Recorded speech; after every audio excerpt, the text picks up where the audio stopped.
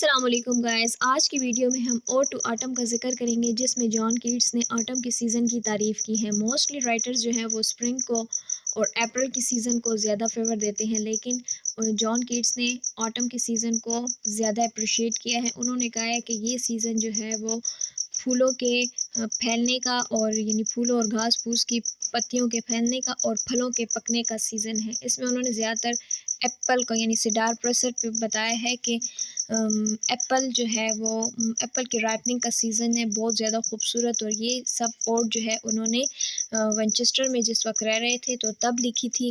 وہاں پہ وہ ایک دفعہ شام کے وقت بیٹھے ہوئے تھے اور انہوں نے گلوئنگ سن سیٹ کا مشاہدہ کیا، اور اس کے علاوہ وہاں پہ پیس اور کوائٹنس اور بیوٹی کو فیل کیا۔ ان سب چیزوں کے ایکسپیرینس کے بعد انہوں نے اوڈ ٹو آٹم لکھی۔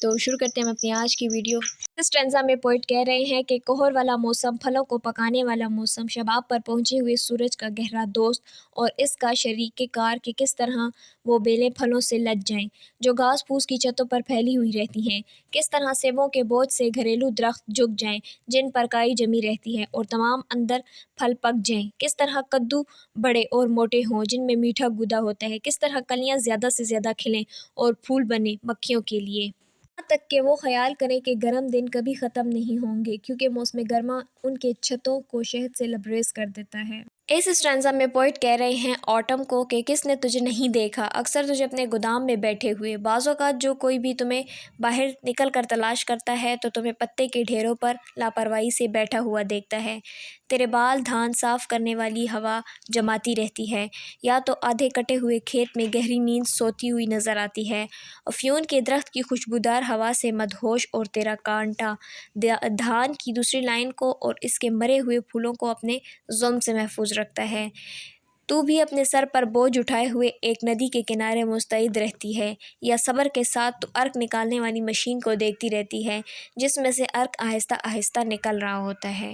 اس اسٹینزا میں پوئٹ جو ہیں وہ آٹم کو کہہ رہے ہیں کہ تم جو ہو ہارویسٹ کام کرتی ہوئی نظر آتی ہو۔ کیٹس نے آٹم کو اس عورت کے ساتھ تشبیہ دی ہے، یعنی کہ آٹم کو کہا ہے کہ وہ ایک ایسی عورت ہے جو کہ پکے ہوئے ایپل کو کرش کر کے ووڈن پریس میں ڈال رہی ہے اور اس سے ایپل سائڈر یعنی ایپل کا ارک نکالنے کے لیے بیٹھی ہوئی، اس کو پیشنٹلی دیکھ رہی ہے کہ اس کا ڈراپ بائی ڈراپ ارک نکلے گا تو پھر میں اس کو اکٹھا کروں گی۔